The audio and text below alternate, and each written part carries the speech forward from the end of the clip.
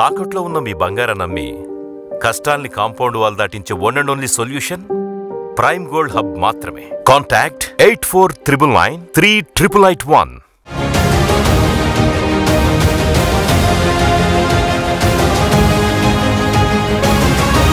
Political junction వర్తమాన రాజకీయాలపై సమగ్ర విశ్లేషణ అందిస్తుంది. నమస్తే, వెల్కమ్ టు ఆదాన్. నమస్తే శ్రీనివాస్ గారు. నమస్తే శ్రీనివాస్ గారు, ఈరోజు మన డిస్కషన్లో ముఖ్యమైనటువంటి అంశాలు. నిన్న మీరు చూసే ఉంటారు, సజ్జల రామకృష్ణారెడ్డి ప్రెస్ మీట్ పెట్టి మాట్లాడినటువంటి విధానం. లిక్కర్ స్కామ్లో సజ్జల భార్గవరెడ్డి పాత్ర ప్రమేయం కూడా ఉంది అనే ఒక అనుమానాన్ని రేకెత్తిస్తూ సిట్ జరిపినటువంటి సోదాలు, దాంట్లో బయటపడేటువంటి విషయాలను ప్రస్తావిస్తూ వార్తాపత్రికల కథనాలు వచ్చేసరికల్లా కలుగులో దాక్కున్న ఎలకలాగా, ఇది పొగబెడితే పరిగెత్తుకుంటూ వచ్చేటటువంటి మూషికంలాగా పరిగెత్తుకుంటూ వచ్చి కొంత సెలెక్టెడ్ మీడియా పీపుల్స్ ముందు ప్రెస్ మీట్లో మాట్లాడటం జరిగింది. ఇక రకరకాల ఆయన నోటి దురుసంతా చూపించుకున్నటువంటి వైనం మనం చూడవచ్చు. లొకేషన్ పెట్టుకుని అదన్నాడు, ఇదన్నాడు, అట్లన్నాడు, ఇట్లన్నాడు, ఇవన్నీ మనం చూసాం. వాళ్ళ కొడుకును అసలు ఆణిముత్యం, స్వాతిముత్యం, అసలు ఇంతకు మించినటువంటి వాడు ఇంకా అక్కడ దొరుకుతాడన్నట్టుగా బిల్డప్లు. సో అంటే దాంతోపాటు జూనియర్ ఎన్టీఆర్ మావని, ఆయన ఛానల్ని, దానికి ఆ ప్రద్యుమ్నకి లింక్ పెట్టడం, దాని నుంచి లోకేష్కి లింక్ పెట్టడం, తలాతోకాల లింకులు, కోడిగుడ్డు మీద ఏకలు బీకినటువంటి విధానం, ఇవన్నీ మనం చూసాం కదా. సో అంటే ఏంటి అంటే కింద కాక తగులుతుంటే తట్టుకోలేక మాటల పైనుంచి వస్తున్నాయి అనుకోవచ్చా ఏంటి, ఎలా చూడాలి అనేది మనం క్లియర్గా మాట్లాడే ప్రయత్నం చేద్దాం. ఇక స్కాముల్లో స్కాములా మరి ఇది అర్థం కావట్లేదు. అంటే వీళ్ళు ముందు స్కామ్ ఇలా చేద్దామని డిజైన్ చేసుకుని దానికి అనుగుణంగా స్కీములు పెట్టుకుంటున్నారా, లేదా పెట్టిన స్కీముల నుంచి స్కాములు చేస్తున్నారా అనేది తెలియనటువంటి పరిస్థితి గత వైసీపీ ప్రభుత్వంలో కనిపించింది. ఆ పాపాలు ఒక్కొక్కటిగా బయటపడుతున్నాయి.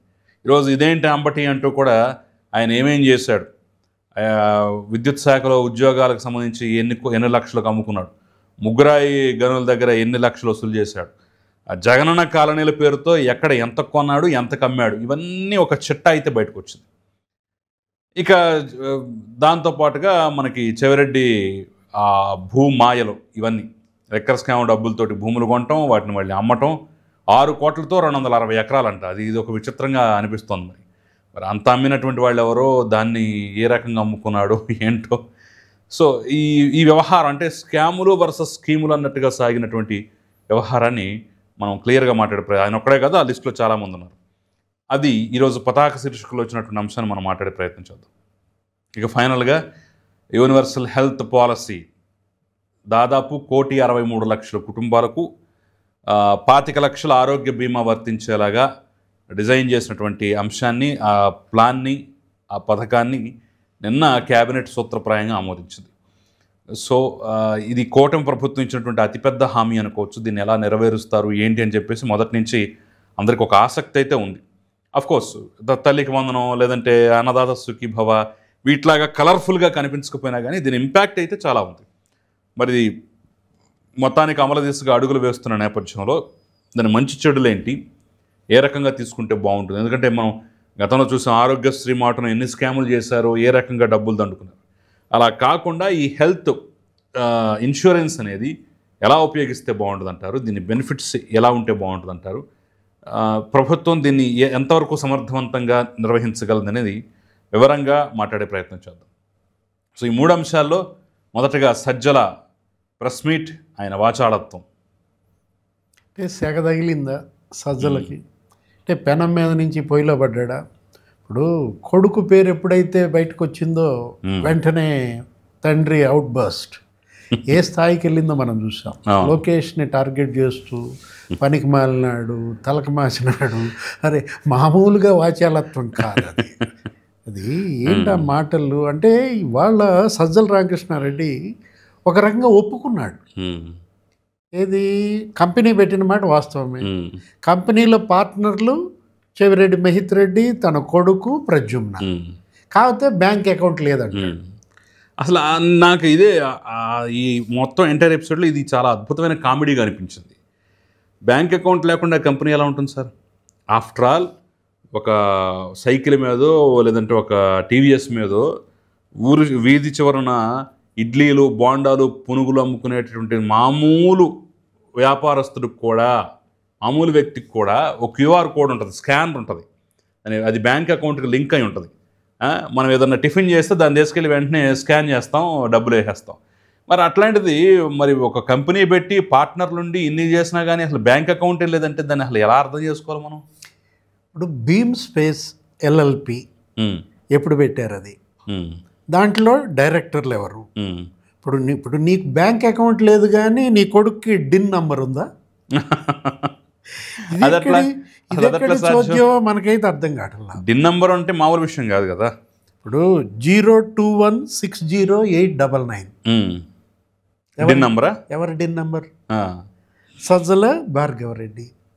026753668 ఎవరి డిన్ నంబర్? ప్రద్యుమ్న చంద్రపాటి. 086537722 ఎవరి డిన్ నంబర్? చెవిరెడ్డి మోహిత్ రెడ్డి. ఇప్పుడు 2021లో రిజిస్టర్ అయిన కంపెనీ ఆర్ఓసిలో రిజిస్టర్ అయి ఉందా లేదా? అలానా మీ ముగ్గురు పార్ట్నర్లు అంటే ప్రద్యుమ్న, నీ కొడుకు, జిగ్ని దోస్తులు, మోహిత్ రెడ్డి కావాలనే అంటే ఇంకొకటి అసలు బ్లండర్, బ్యాంక్ అకౌంట్ లేకుండా ఎలా పెట్టారు? ఆ కంపెనీ ఎలా పెట్టవుద్ది, ఎలా రిజిస్టర్ చేసుకుంటే ఎవరిని మోసం చేస్తున్నారు? ఒకవేళ బ్యాంక్ అకౌంటే లేదు అంటే ఏ పాప పనులు చేస్తున్నారో, ఏ పాపపు సొమ్మును మెయింటైన్ చేస్తున్నారో అని అర్థం కదా. అంటే సూట్ కేస్ కంపెనీ అంతే కదా, డొల్ల కంపెనీ అంతే కదా. అంటే బయట ఒక బోర్డు ఉంటుంది, లోపల 10 కంపెనీలు ఉంటాయి. ఇప్పుడు తిరుపతిలో బయటపడింది అదే. ఏది అక్కడ ఏది నిఖిలానంద అపార్ట్మెంట్, అక్కడికి వెళ్తేనేమో వెల్ టాస్క్ మరి ఏంటది foods and beverages board. Well task food and beverages board నుండి లోపలికి వెళ్తేనేమో 10 కంపెనీల్లో పనిచేసే ఉద్యోగులు ఉన్నారు. పోనీ ఈ వెల్ టాస్క్ అనేది అసలు ఉందా అని ఆర్ఓసీలో చూస్తే అసలు అది లేదు. అసలు దానికి ఉన్న ఆ డిన్ నెంబర్ కూడా బోగస్. విజయానందరెడ్డి అంటే విజయానందరెడ్డి రెడ్ శాండల్ స్మగ్లర్. అతని మీద పీడీ యాక్ట్ ఉందా లేదా? అతను రాజమండ్రి జైల్లో ఉన్నాడా లేడా? అతను పరామర్శించడానికి చెవిరెడ్డి వెళ్ళాడా లేదా? అంటే చెవిరెడ్డి, విజయానందరెడ్డి, లేకపోతే సజ్జల, ప్రద్యుమ్న, వీళ్ళందరూ పార్ట్నర్స్. రియల్ ఎస్టేట్ బిజినెస్సే 600 కోట్లు చేశాడంట. ఎవరు? చెవిరెడ్డి మోహిత్ రెడ్డి, ప్రద్యుమ్న. వీళ్ళు యాక్చువల్గా ఇతను ఒంగోలు. ఎవరు? ఈ ప్రద్యుమ్న అనేవాడు. అతను హైదరాబాద్లో రియల్ ఎస్టేట్ బిజినెస్. నీకు అక్కడికి వచ్చేసరికి ఏం జరిగింది? గరికపాడు చెక్ పోస్ట్ దగ్గర 8,37,00,000 పట్టుకుంది ఈసీ. పట్టుకున్నది ఎన్నికల సంఘం కదా. 8,37,00,000 నాదని వచ్చింది ఎవరు? ప్రద్యుమ్న. ప్రద్యుమ్న ఎవరి భాగస్వామి? సజ్జల భార్గవరెడ్డి, మోహిత్ రెడ్డి వీళ్ళ భాగస్వామి. ఆ ప్రద్యుమ్న ఎవరో నాకు తెలియదు అన్నాడు అసలు చెవిరెడ్డి. అరే మామూలు ఆస్కార్ అవార్డు కాదు, భాస్కర్ అవార్డు. అతను ఏమి నటన అసలు. మా అమ్మ నా మీద ఒట్టేయించుకుంది లిక్కర్ వ్యాపారం చేయించొద్దని, మా నాన్న మా బ్రదరు దానికి బలయ్యారు. ఇన్ని మాటలు ఇంత నటన చేసిన చెవిరెడ్డి భాస్కర్ రెడ్డి ప్రద్యుమ్న ఎవరో నీకు తెలీదా? తెలియకుండానే నీ కొడుకు బీమ్ స్పేస్ ఎల్ఎల్పిలో భాగస్వామ్య. అరే ఎన్ని కంపెనీలు నిన్న విచారించారు. ఏది ఇళ్ళు తాళాలేసున్నాయి. చెవిరెడ్డి మోహిత్ రెడ్డి రమ్మన్నారు, అందరూ హైదరాబాద్లో ఉన్నట్టున్నారు, వచ్చారు, తాళాలు తీశారు, మొత్తం ఆ హార్డ్వేరు, ఆ కంప్యూటర్లు, ల్యాప్టాప్. అరే అక్కడ ఉన్న పిఏ దగ్గర ఫోన్ తీసుకుని ఆ ఫోన్తో మాట్లాడుతున్నాడు సిట్ అధికారులు ఎదుటే. అంటే ఇప్పుడు మీరు మోహిత్ రెడ్డి ఫోన్ కాదు, మీరు అసలు ముందు తీసుకోవాల్సింది ఆ పిఏలవి కూడా ఫోన్లు తీసుకోవాలి. ఎందుకంటే వీళ్ళు ఈ మధ్య ఏంటంటే వీళ్ళ ఫోన్లు వాడతల, పిఏల ఫోన్లతోనే అన్నీ చేస్తున్నారు. శ్రీ కళ్యాణకట్ట వెంకటేశ్వర స్వామి ఏంటది? కేవీఎస్ ఇన్ఫ్రా మీదా కాదా? అరే వెంకటేశ్వర స్వామిని ఎలా వాడుకున్నారంటే వీళ్ళు వాళ్ళ కంపెనీలకు అవే పేర్లు. CMR infra, Chevireddy Munreddy Rosamma infra నీదా కాదా? సిఎంఆర్ డెవలపర్స్ అంటే ఒక 9 కంపెనీలు పెట్టాడంట. ఎవరు? మోహిత్ రెడ్డి. మరి అక్కడే ఎక్కడ? తిరుపతిలో ప్రద్యుమ్న వ్యాపారం చేశాడా లేదా? వెంకటేష్ నాయుడు ఎవడో తెలియదు అంటాడు, కానీ వెంకటేష్ నాయుడుతో కలిసి కొలంబో పారిపోతాడు. కొలంబోలో పారిపోతుంటే పట్టుకొచ్చారు ఆ వెంకటేష్ నాయుడు, విజయసాయిరెడ్డి, వెంకటేష్ నాయుడు, జగన్మోహన్ రెడ్డి ఫోటోలు ఎన్ని ఉన్నాయి. స్పెషల్ ఫ్లైట్లో ఆ వెంకటేష్ నాయుడు తమన్నాతో పడి తిరగటం, సినిమాలు తీయడం. అలా ఏ రకంగా వీళ్ళు మద్యం ముడుపుల సొమ్ముతో చెవిరెడ్డి భాస్కర్ రెడ్డి ఇప్పుడు కొత్తగా 260 ఎకరాలు బయటకు వచ్చింది. అరే 260 ఎకరాలు ఎట్ట కొన్నాడు? ఎకరం 2 లక్షలకి ఎవరన్నా నమ్ముతారు? 6 కోట్లకి. ఎకరం అదే కదా ఆశ్చర్యం. అరే ఎకరం 10 లక్షల రేటు లేదు అసలు, నీకు ఎక్కడా లేదు. కనీసం 7-8 లక్షలు అంటే రైతుల్ని బెదిరించి బలవంతంగా కొనుగోలు చేసి నువ్వు మళ్ళీ అరవిందో వాళ్ళకి అమ్ముతావా? 2 నెలల్లో 20 కోట్లు సంపాదన అంట. 2 నెలల్లో 20 కోట్లు అంటే 6 కోట్లు కొన్నాడు, 26 కోట్లకు అమ్మాడు. ఎక్కడి నుంచి వచ్చాయి అంటే నెలకి 10 కోట్లు. ఎన్ని నెలలు అధికారంలో ఉన్నారు? 60 నెలలు. అక్కడే 600 కోట్లు నీకు కనపడుతోంది కేవలం భూమి మీద. అదే జగన్మోహన్ రెడ్డి ముఖ్యమంత్రి కాగానే తెగబడ్డారు కొన్ని కుటుంబాలు. ఏది? ఈ పెద్దిరెడ్డి కుటుంబం, భూమన కుటుంబం, చెవిరెడ్డి కుటుంబం, సజ్జల కుటుంబం. అదేమంటే సజ్జల నిన్న ప్రెస్ మీట్లో ఇంకేమంటాడు? ఓ మా తరతరాలు ఎప్పుడో మేము కొనుక్కున్నాం ఆస్తులు, మా ఆస్తులన్నీ కూడా ఏంటో నేను ఎస్టేట్ అని రాస్తున్నారు. సజ్జల ఎస్టేట్ ఉందా లేదా? సీకే దిన్నె మండలంలో నువ్వు అటవీ భూములు ఆక్రమించావా లేదా? 105 ఎకరాలు నువ్వు అటవీ భూములు కలిపేసుకున్నారు, నువ్వు, నీ తమ్ముళ్ళు, నీ అన్నలు. ఇవాళ అది బయటకు వచ్చింది. పెద్దిరెడ్డి రామచంద్రారెడ్డి ఆ మంగళంపేట అడవుల్లో 75 ఎకరాలు ఆక్రమించాడా లేదా? ఇప్పుడు ఇవాళ అక్కడ కలెక్టర్లు, ఆర్డీఓలు, జేసీలు విచారణలో బయటకు వచ్చి స్వాధీనం చేసుకున్నారు. అదేమంటే కూలాళ్ళకు గట్టా ఫామ్ హౌస్ అంటున్నాడు. ఎవరు? పెద్దిరెడ్డి రామచంద్రారెడ్డి.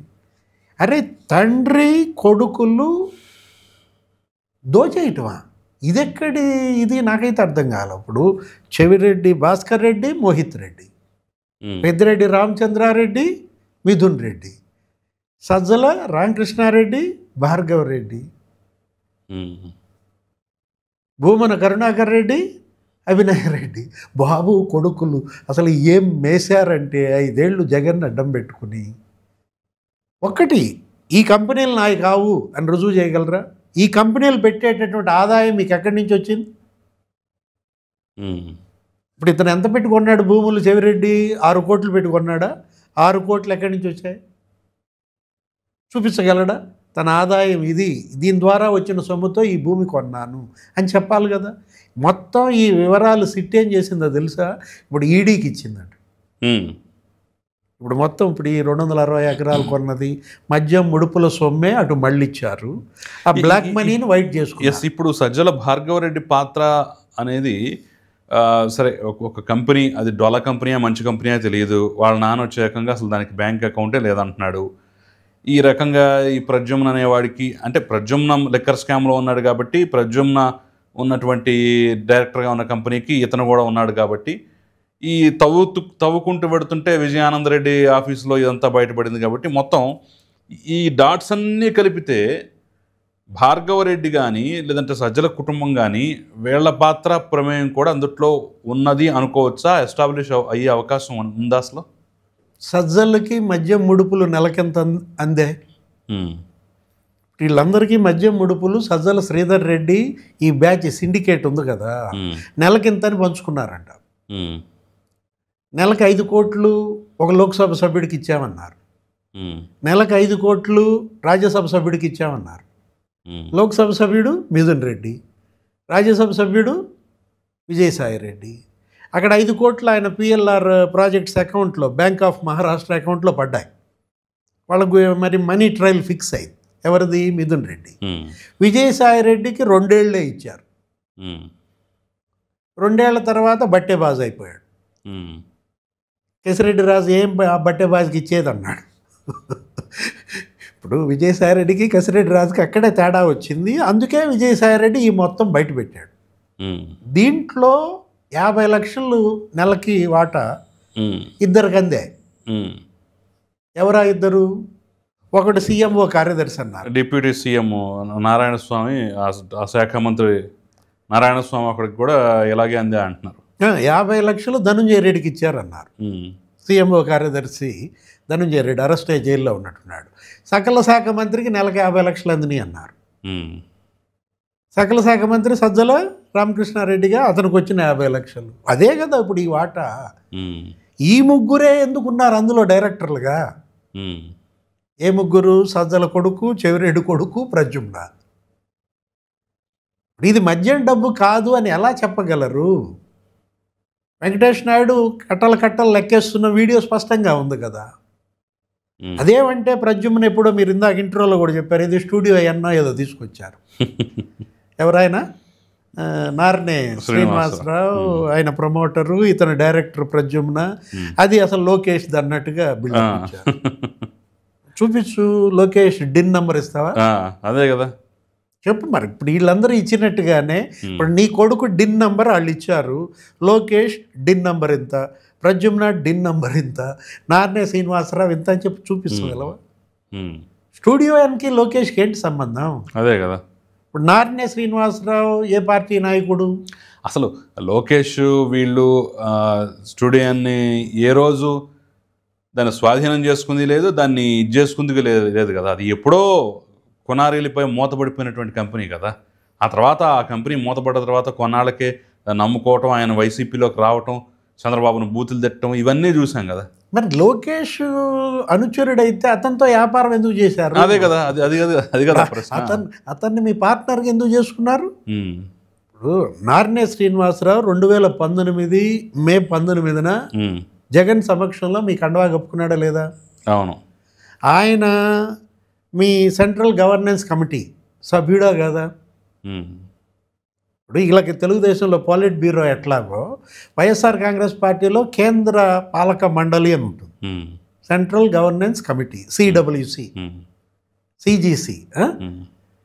నారాయణ శ్రీనివాసరావు దానిలో member. YSR Congress party central governance committee member Narayana శ్రీనివాసరావుని అతన్ని ఇందులోకి తీసుకురావటం ఏంటి ఇప్పుడు? అంటే సజ్జల లోకేష్ని ఇరికించాలనుకుని అతను ఇరుక్కున్నాడు. అంతే కదా. ఒకటి గమ్మత్తు చూసావా, దేవుడి స్క్రిప్ట్ ఎలా ఉంటుందో. ఆ రోజు తండ్రిని అరెస్ట్ చేస్తే పాపం కొడుకు చాలా ఆవేదన పడ్డాడు. 53 రోజులు చంద్రబాబుని జైల్లో పెడితే ఢిల్లీలో లోకేష్ నరకం అనుభవించాడు. ఏది ఆ కోర్టులు, లేకపోతే లాయర్లు, తండ్రి ఇక్కడ రాజమండ్రి, ఆమె ఎవరు భువనేశ్వరి లేకపోతే బ్రాహ్మణి అక్కడ ఉండటం చూసావా. సీన్ కట్ చేస్తే ఇవాళ కొడుకు జైల్లో, తండ్రి ఏమో బ్యాగ్ తీసుకుని 3 గిన్నెలు సర్దుకుని భోజనం తీసుకెళ్తున్నాడు. ఎవరు? మిథున్ రెడ్డి, ఇవాళ పెద్దిరెడ్డి, లేకపోతే మరి చెవిరెడ్డి భాస్కర్ రెడ్డి. అతను జైల్లో ఉంటే మోహిత్ రెడ్డి బుట్ట తీసుకుని వెళ్ళటమా? రేపొద్దున సజ్జల భార్గవ్ జైలుకి వెళ్తే బుట్ట తీసుకెళ్ళాలా? సజ్జల రామకృష్ణారెడ్డి భోజనం మొయ్యాలా? అంటే ఒకటి మీరేంటంటే లేని కేసు, జరగని అవినీతి 3,000 కోట్లు అన్నారు, స్కిల్ డెవలప్మెంట్ 300 కోట్లు అన్నారు, 30 కోట్లు అన్నారు. చివరికి ఎంతకు దిగారు? జిఎస్టీ, అది కూడా థర్డ్ పార్టీ 3 కోట్లు ఎగ్గొట్టిందన్నారు. ఏమి అసలు కేసు లేదు, ఆయన మీద ఎఫ్ఐఆర్ లేదు, ఎఫ్ఐఆర్లో ఆయన పేరు లేదు, అరెస్ట్ చేసి పారేశారు, రాత్రికి రాత్రి జైల్లో పెట్టారు.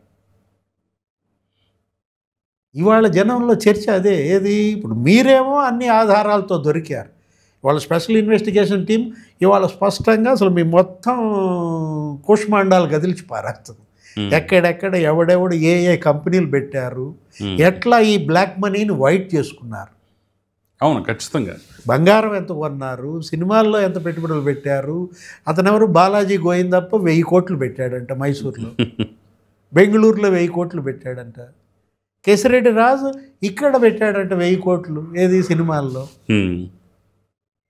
ఒకటి యూవి డిస్టిలరీస్ ఎవరిది? ఆ ఉపేందర్ రెడ్డి ఎవరు? విజేందర్ రెడ్డి ఎవరు? యూవి డిస్టిలరీస్కి కేసిరెడ్డి రాజు అత్తగారికి ఏంటి సంబంధం? ఆమె ఎందుకు పెట్టింది క్యాపిటల్ ఇన్వెస్ట్మెంట్ అందులో? ఇట్లా ఇవాళ ఈ ఒక్క కేసు ఇవాళ వైఎస్ఆర్ కాంగ్రెస్ పార్టీ ఉరితాడైపోయింది.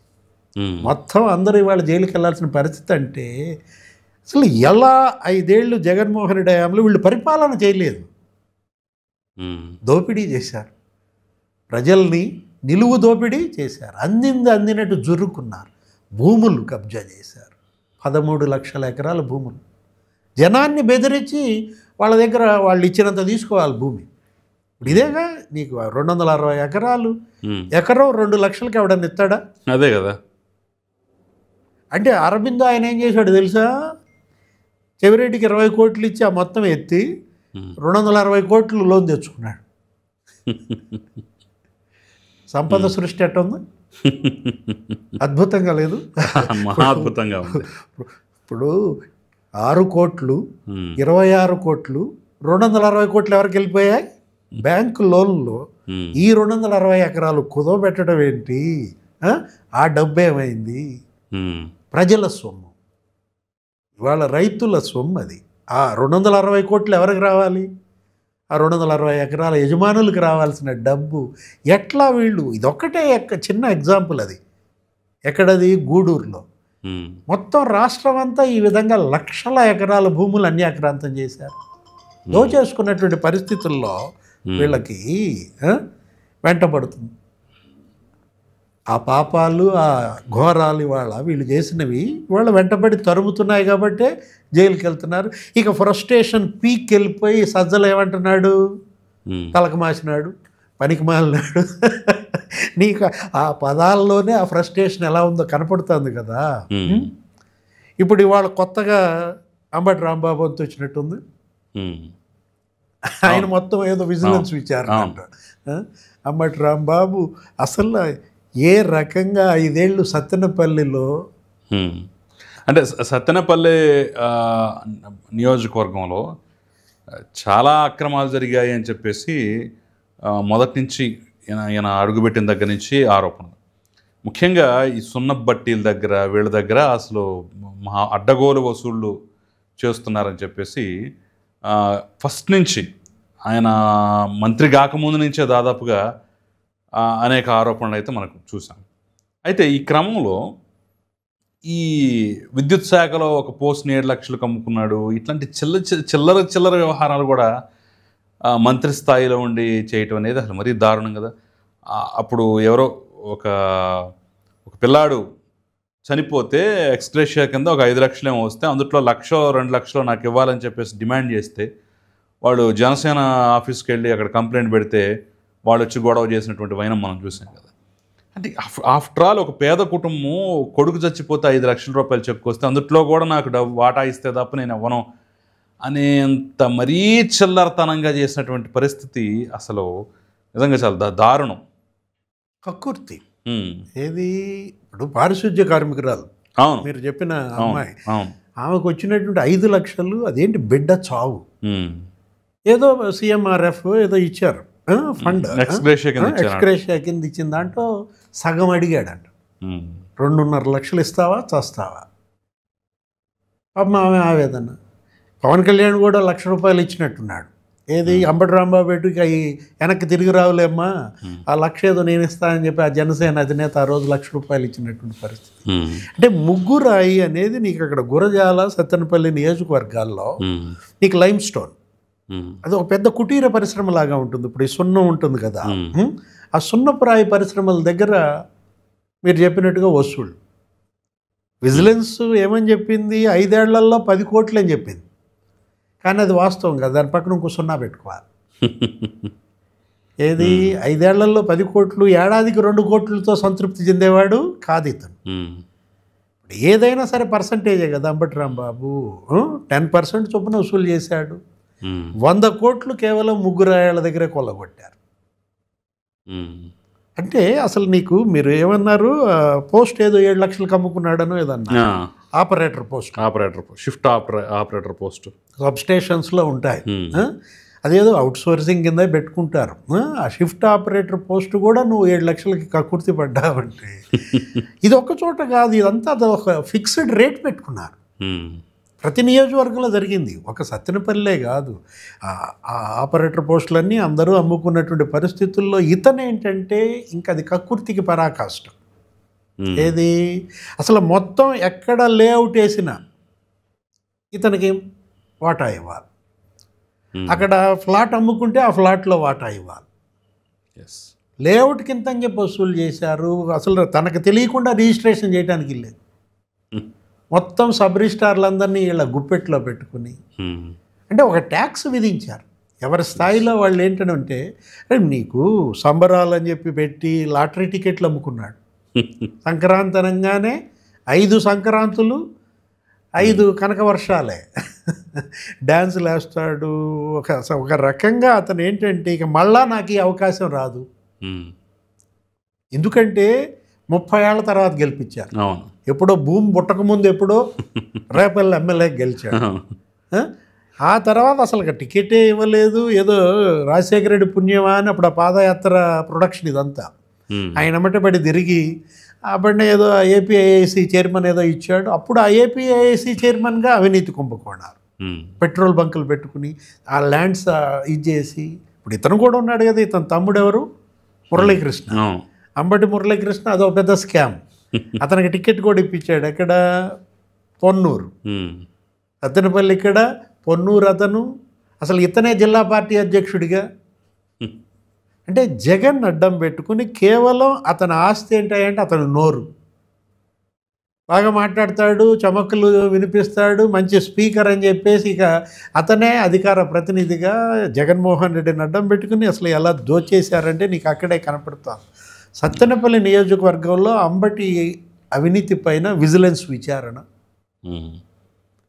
అంటే నెక్స్ట్ అరెస్ట్ అయ్యే మాజీ మంత్రి అంబటి రాంబాబేనా? ఇప్పుడు ఆల్రెడీ కాకాని గోవర్ధన్ రెడ్డి బెయిల్పై బయటకు వచ్చినట్టున్నాడు.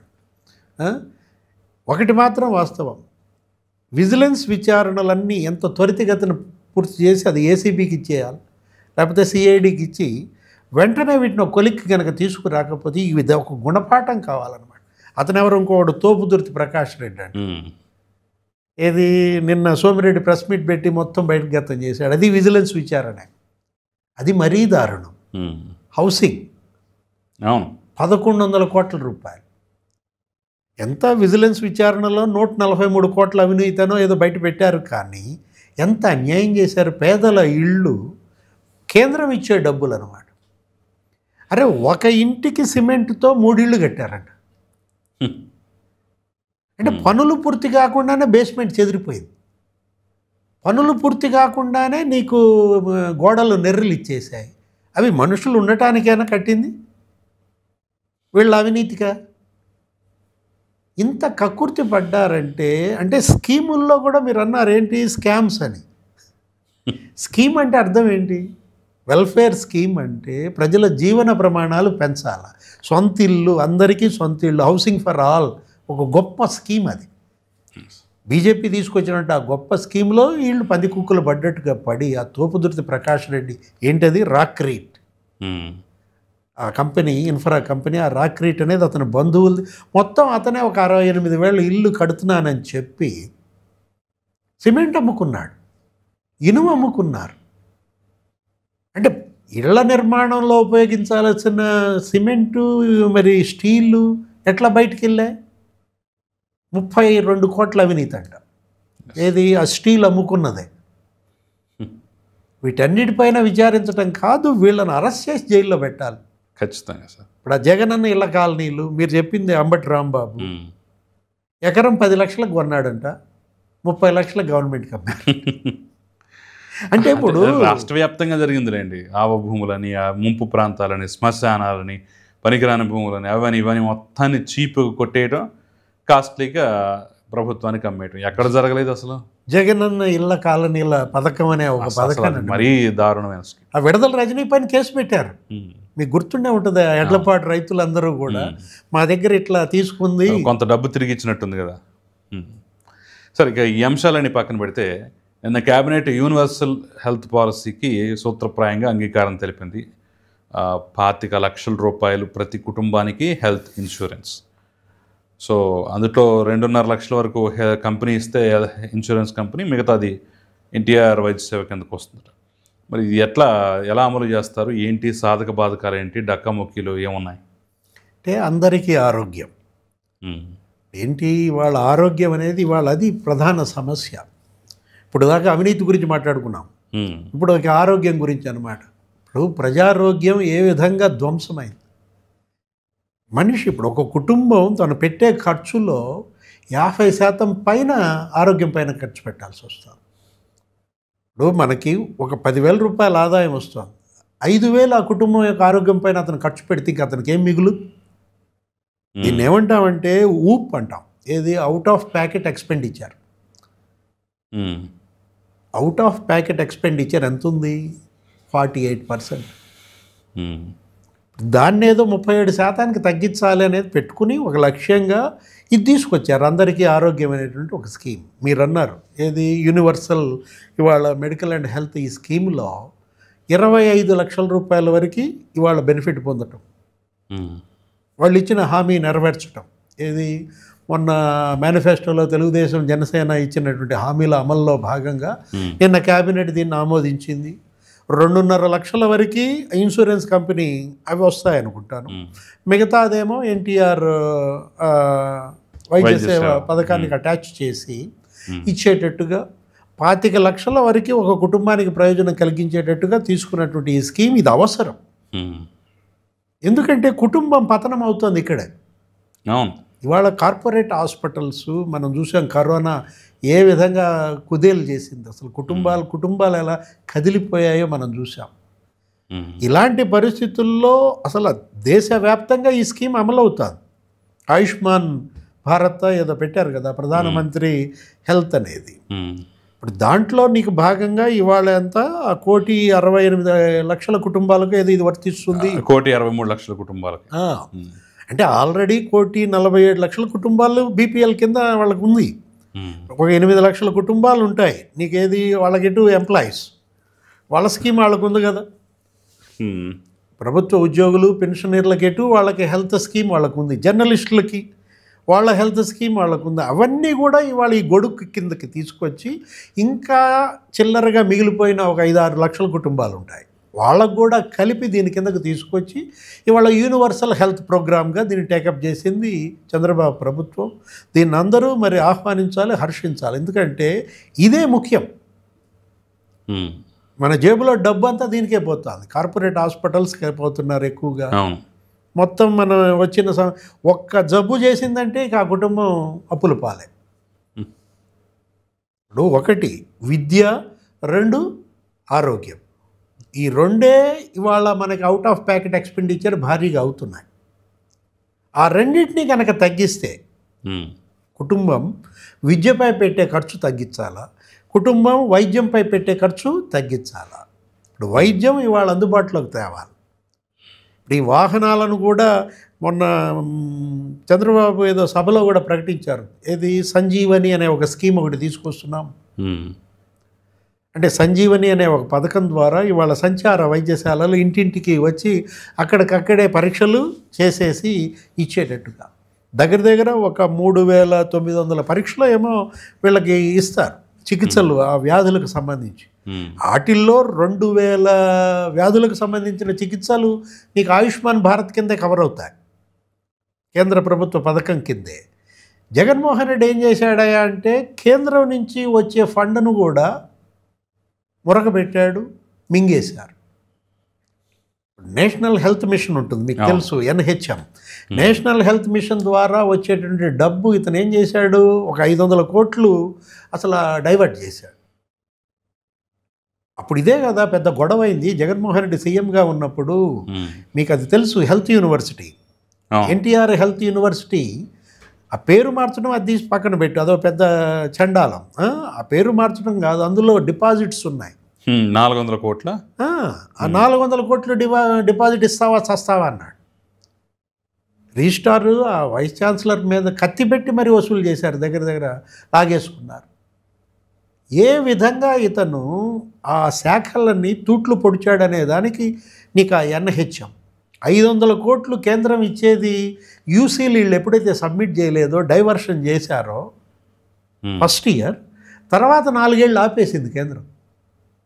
అంటే ఒక 500 కోట్లు దుర్వినియోగం వల్ల రాష్ట్రానికి వచ్చే 2,000 కోట్లు నష్టం చేశాడు. ఇప్పుడు మొన్న బడ్జెట్లో నీకు మెడికల్ అండ్ హెల్త్కి ఎంత పెట్టింది చంద్రబాబు ప్రభుత్వం? 20,000 కోట్లు కేటాయించి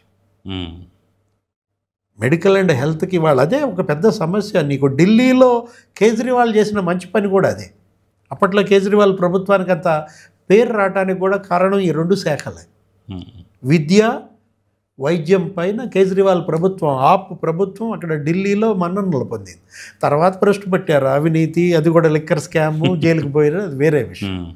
వైద్య ఆరోగ్య శాఖ పైన బడ్జెట్లో 7% కేటాయించాలి. టోటల్ అవుట్లేలో 7% నిధులు నువ్వు మెడికల్ అండ్ హెల్త్ కేటాయించి తీరాలన్నమాట. అలాంటిది వీళ్ళు ఎంత పెడుతున్నారు? 2.5%. 3.5% పెడితే గొప్పగా ఫీల్ అవుతున్నారు. ఈ పరిస్థితి మారాలి. ఎందుకంటే మీరు మీ స్కీమ్స్ అన్నీ పెట్టిన దానికే కదా. ఇప్పుడు అన్నా క్యాంటీన్లు పెట్టారు, లేకపోతే రేషన్ పంపిణీ చేస్తున్నారు. ఇవన్నీ ఎందుకు చేస్తున్నారు? జీవన ప్రమాణాల పెంపు, వాళ్ళకి వ్యక్తిగత ఆదాయాలు, మరి పొదుపు శక్తి పెంచడం కింద దీన్ని చూడాలి. ఎప్పుడు కుటుంబాల పొదుపు శక్తి పెరుగుద్ది? ఇటు విద్య మీరు సహాయం చేయటం, అటు వైద్యానికి, ఈ రెండిటికి చేసిన సహాయం ఇంకా అసలు ఏం అవసరం లేదు. ఏ కుటుంబానికి మీరు ఏ స్కీము పెట్టాల్సిన పని లేదన్నమాట. అది ఇవాళ విద్యాశాఖ మంత్రిగా నారా లోకేష్ మరి అక్కడ ఆయన మంచి రిజల్ట్స్ తీసుకొస్తున్నాడు. డిఎస్సి కూడా పెట్టేసేసి అసలు ఉపాధ్యాయుల కొరత తీరిపోతారు. ఈరోజు ఒక వార్త చదివాను నేను. విశాఖలో అంట ఒక ప్రభుత్వ పాఠశాలలో 3,800 మంది విద్యార్థులు అంట. ఒక 102 మంది టీచర్లు అంట ఒక స్కూల్లో. ఒక స్కూల్లో 102 మంది టీచర్లు, 3,800 మంది ప్రభుత్వ పాఠశాలలో విద్యార్థులు అంటే నో అడ్మిషన్ బోర్డులు పెట్టారు ఎక్కడ అంటే నేను అదేదో జోకులే అనుకున్నా. అంటే ప్రభుత్వ పాఠశాలల్లో ఇవాళ ప్రవేశాలు ఎందుకు పెరిగాయి? Quality education, AP model of education అనేది ఇవాళ ఆంధ్రప్రదేశ్ మరి భారతదేశానికి ఒక మోడల్ కావాలన్న లక్ష్యంతో లోకేష్ కానీ, ఇటు వైద్య ఆరోగ్య శాఖ మంత్రి ఇప్పుడు ఈ సత్యకుమార్ కానీ దాని మీద మళ్ళీ గోల పుట్టించేదో 17 మెడికల్ కాలేజీలు ప్రైవేట్ పరం చేస్తున్నారనేదో గోల పుట్టించారు. తనేదో పెద్ద 17 మెడికల్ కాలేజీలు కట్టానంటాడు. కట్టింది ఏంటి? 5. ఆ 5 మెడికల్ కాలేజీలకి ఇతను ఇచ్చింది ఎంత? 400 కోట్లు. జగన్ చెప్పే 17 మెడికల్ కాలేజీలు అదొక ట్రాష్ అని పేపర్ మీద తప్ప బయటలేవు. ఎంత పెట్టావు దాని మీద అని అడగండి. నువ్వు చెప్పే 17 మెడికల్ కాలేజీల్లో 5 ఏళ్లలో నువ్వు పెట్టిన ఖర్చు ఎంత, బడ్జెట్ ఎంత అంటే 500 కోట్లు. అంటే 500 కోట్లతో మెడికల్ కాలేజీ అవుతుందా? 17 మెడికల్ కాలేజీలు. అది అంటే కేంద్రం ఇచ్చిన డబ్బులు కూడా డైవర్ట్ చేశాడు. పేరుకే 8,000 కోట్లు బడ్జెట్ చూపిస్తాడు. కేంద్రం ఇచ్చిన 400 కోట్లు, ఇతను ఇచ్చిన 400 కోట్లు, ఖర్చు పెట్టింది కేవలం 800 కోట్లు అనేటటువంటి నిజాన్ని బయటపెట్టింది సత్యకుమార్.